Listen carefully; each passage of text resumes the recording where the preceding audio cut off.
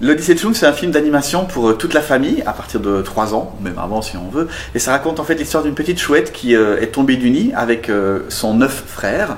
Et en fait, ils vont se mettre en quête d'une maman. Donc du coup, c'est l'Odyssée parce que ça va être son voyage à travers le bayou, la rencontre un peu des dangers, l'éclosion du petit frère qui va se retrouver en contact avec des humains, etc. Et tout ça, c'est pour chercher une maman adoptive. Alors l'idée du ciné-concert en fait c'est de prendre un film, d'enlever la musique interprétée, enregistrée et de nous-mêmes l'interpréter en direct, vraiment avec la musique à l'image, calée à l'image, avec des clics, etc. Et de réinterpréter au final la musique pour en faire quelque chose d'extrêmement artistique aussi, mais avec un défi supplémentaire de la performance, de caler vraiment à la note, à la croche, à la seconde près la musique qui doit respecter du coup la musique du compositeur en fait. C'est ça, et en plus je rajouterais que l'avantage au ciné-concert c'est que quand les gens vont voir un film, en général la musique elle est derrière, on fait attention à l'image, au dialogue, tout ça et on entend la musique, et ici en fait on met la musique en avant, donc c'est une façon aussi pour le public de redécouvrir le film à travers la musique qui est mise en avant, et aussi de mieux comprendre finalement comment fonctionne une musique de film, puisque là on voit les musiciens jouer en synchronisme et tout ça, et donc c'est une autre façon de vivre l'histoire. Le principe du ciné-concert, c'est qu'il y a un défilement qui se fait, donc là 26 minutes à peu près, avec un clic qui est plus ou moins régulier, avec des temps de pause aussi, donc c'est pour ça qu'un chef est aussi indispensable pour gérer un petit peu tout ça. Le défi, c'est d'arriver à interpréter correctement la musique avec une régularité qui est empirique en fait. On ne peut pas bouger de cette régularité, elle est là, mais il faut quand même interpréter les choses. Et après, ce qui est difficile quand on est instrumentiste avant, surtout quand on a les clics dans les oreilles, c'est de s'entendre jouer correctement. Parce que quand on a des retours dans l'oreille, plus jouer, interpréter, il y a beaucoup de choses sur lesquelles il faut se concentrer qui sont quelque part contraignantes mais hyper intéressantes. Puis c'est vrai que le défi qu'on a aussi sur le ciné-concert, du coup, c'est que quand on enregistre la musique du film, on peut s'arrêter, faire des prises, faire des coupes, etc. Ici, le film va commencer, le film va se terminer 26 minutes plus tard. Donc, en gros, il n'y a pas de deuxième chance. Donc, effectivement, il faut que tous les changements de tempo, tous les synchronismes, toutes les intentions, tout soit en direct, impeccablement calé et interprété, puisque il n'y a qu'une seule prise. Donc, c'est un challenge, mais c'est aussi ça qui rend la chose passionnante. On se lance comme une Formule 1 et on se voit à la fin, quoi. Et le chef est là pour s'arranger que tout se passe bien. Et en plus pour ajouter de l'interprétation, ce qui est ton grand défi. Super. Un tout petit peu de pression avec le compositeur. Oui, c'est pour ça. J'ai trouvé que c'était bien de la mettre là. Merci. La rencontre avec David s'est faite il y a maintenant 2 ans.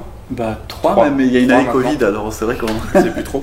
Mais il y a 3 ans, on s'est rencontrés, j'avais organisé le premier concert symphonique et chœur de musique de jeux vidéo en plus à Strasbourg, et puis c'était un gros succès en plus, on était assez remplis.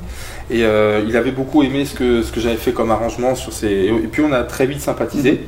Très vite eu l'idée de travailler ensemble, donc on a beaucoup de projets ensemble, et il m'a montré un peu son travail, moi j'ai tout de suite accroché avec sa musique que j'aime beaucoup, qui est extrêmement accessible et douce, et je pense qui est nécessaire dans le monde d'aujourd'hui. Ce type de musique est vraiment nécessaire pour moi, surtout à travers des films d'animation comme Choum, qui dégagent des choses douces, rassurantes, et vraiment importantes maintenant. Donc voilà, donc on a eu assez rapidement l'idée de tester ce ciné-concert, d'essayer de le mettre en place. Donc évidemment, avec tout ce qui s'est passé ces derniers temps, ça a mis du temps à se mettre en place.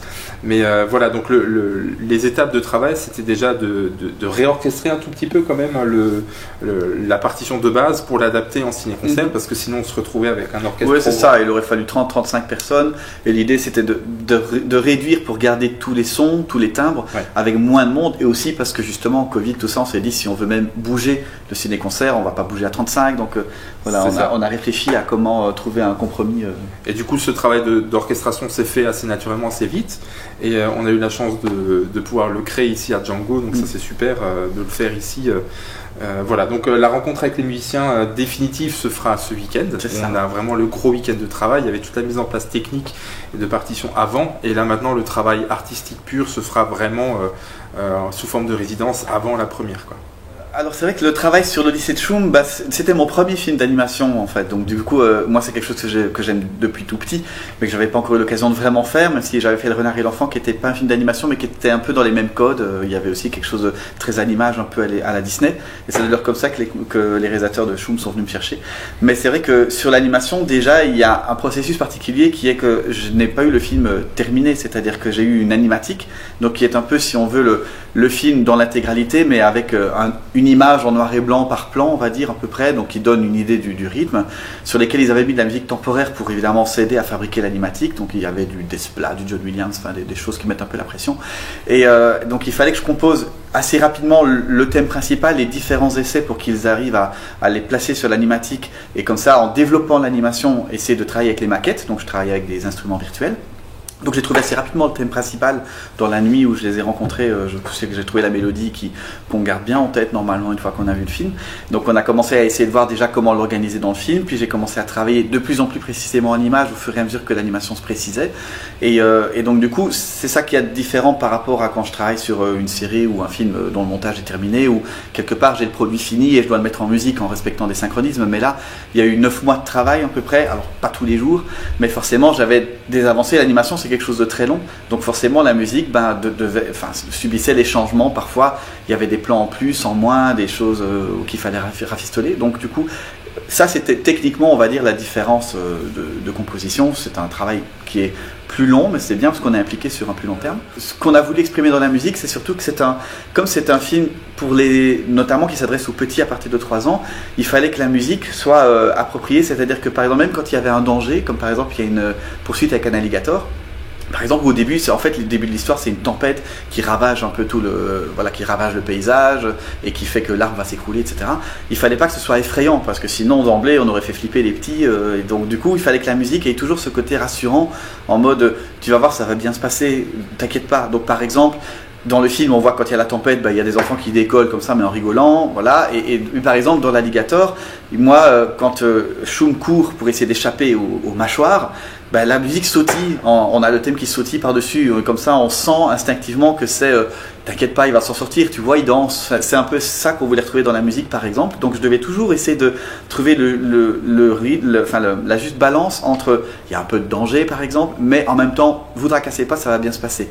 Tout comme il y a des moments d'émotion, c'est quand même des orphelins, ils sont en quête de maman, donc ça peut être quelque chose, je sais qu'il y avait des enfants qui parfois posaient des questions là-dessus, ça peut être quelque chose de délicat, donc il fallait que la musique soit un peu comme un gros câlin, c'est-à-dire que leur dire t'inquiète pas, c'est que de l'amour, ça va bien se passer, on va les accompagner, ça va bien se finir, ça se finit bien d'ailleurs, et normalement si ça se finit bien on a la petite larme et tout ça, et donc voilà, la musique elle devait nous faire ressentir le voyage émotionnel en fait de Shum, tout en étant vraiment rassurante, bienveillante, lumineuse, et en même temps on illustrait, quand c'est la nuit, il y a une espèce d'émerveillement, pareil, il fallait pas que la nuit soit inquiétante, donc la séquence des lucioles doit être un peu magique, donc du coup on a fait une musique avec des clochettes et des choses comme ça, comme une berceuse, donc voilà, donc c'était toujours cet esprit là que je voulais essayer de faire passer dans la musique, et que je pense qu'en plus en concert, vu qu'on verra les instruments qui jouent, on va encore ressentir autrement. Ce que je trouve chouette déjà avec la musique, c'est que c'est un langage universel déjà, c'est-à-dire que elle est comprise de la même manière partout dans le monde, ressentie de la même manière partout.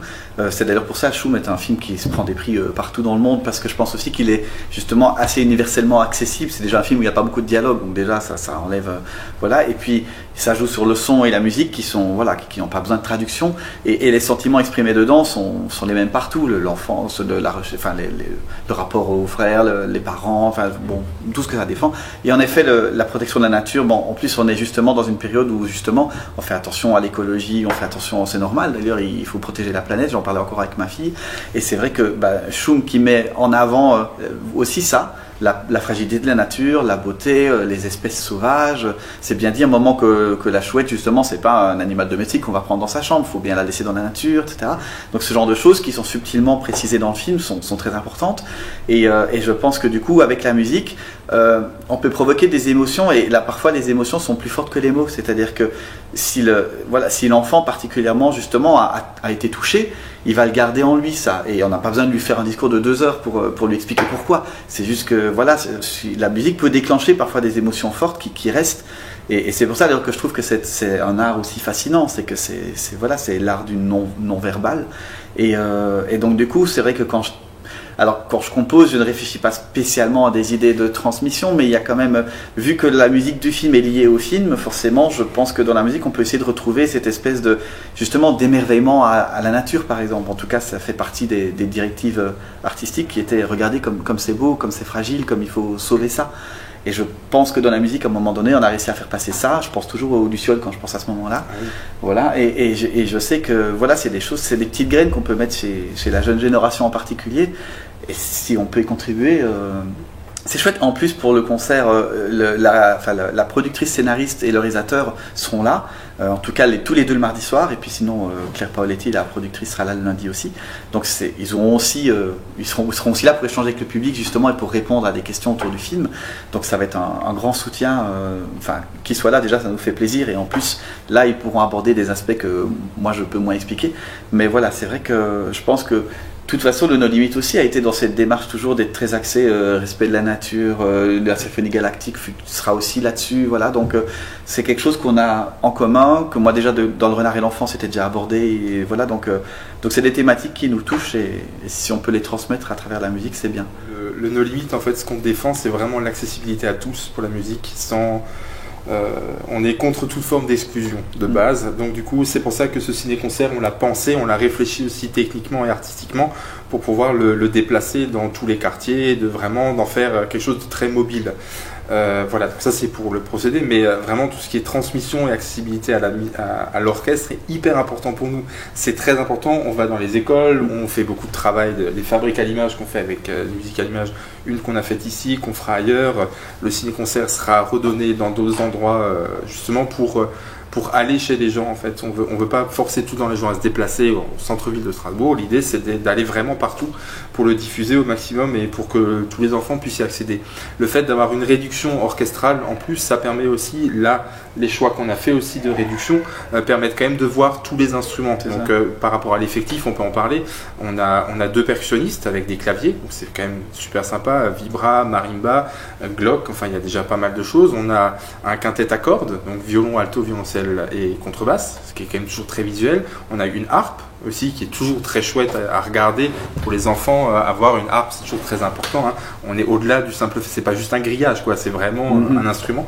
Et les instruments avant, donc les flûtes, piccolo, clarinette, hautbois, basson. C'est quand même un panel de 15 musiciens.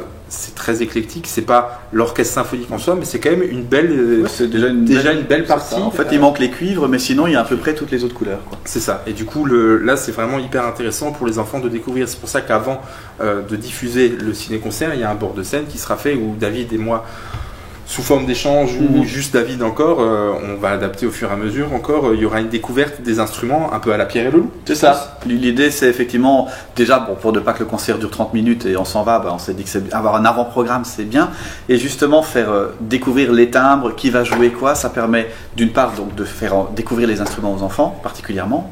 Et aussi, quand le film va se jouer, ils vont pouvoir reconnaître effectivement un peu comme Pierre et le Loup, c'est-à-dire « Ah, c'est le hautbois tout à l'heure qui joue maintenant, etc. » Donc on espère aussi en plus déclencher ce petit côté ludique, donc c'est en même temps que le concert en lui-même, donc je pense que ça peut être vraiment très sympa comme expérience. Il y a eu en plus des interventions qui ont été faites dans les écoles en amont par l'espace Django sur Choum en plus. Donc la rencontre avec les musiciens sera encore plus naturelle et on pourra vraiment créer un lien et créer des vocations. L'idée c'est ça aussi, hein, les ciné-concerts c'est pour créer des vocations chez les enfants à faire la musique, quoi. Plus on en fait, mieux c'est. Et un de nos très gros projets, un des projets de cœur que moi j'ai qui a été avorté pour le moment à cause du Covid en 2019, ça s'appelle la Symphonie Galactique. Donc c'est un concert interactif qui sera proposé au Palais de la Musique des Congrès en 2023, début 2023. On a enfin réussi à trouver une date, à le déplacer, parce qu'avec les bouchons, etc., tout ce qui se passait, c'était difficile. Et ça, ce sera un très gros projet, parce que du coup, ça va... Alors, je vais un tout petit peu spoiler, parce que bon, on est là pour ça aussi. Voilà. L'idée, c'est que en fait, c'est le public qui va décider du concert. Voilà, donc je vais pas en dire beaucoup plus, mais en gros, le public va décider de comment va se passer le concert et il y aura 2 issues possibles du concert. Donc le concert ne sera jamais le même et c'est vraiment des choix. Mais ce sera sur les thématiques écologie, environnement, sauvetage planète, etc. Mais Symphonie Galactique, c'est très inspiré d'Interstellar aussi. Donc il y aura la BO d'Interstellar qui sera jouée là-dedans, mais il y a aussi une composition que David avait faite spécialement pour ce projet-là, donc qui se fera en 2023. Et au-delà de ça, plein de projets, beaucoup de projets éducatifs qu'on fait dans les écoles, etc., de transmission et des concerts partout. Il y en a pas mal. Merci à l'espace Django qui nous soutient quand même depuis maintenant le début qu'on est dans le quartier. C'est vraiment très cool d'avoir des partenaires comme ça qui sont fidèles et engagés. C'est trop cool. Donc ouais, on est vraiment heureux de faire ce ciné-concert ici. Et on est pressé en fait. Ouais. Voilà. On a hâte.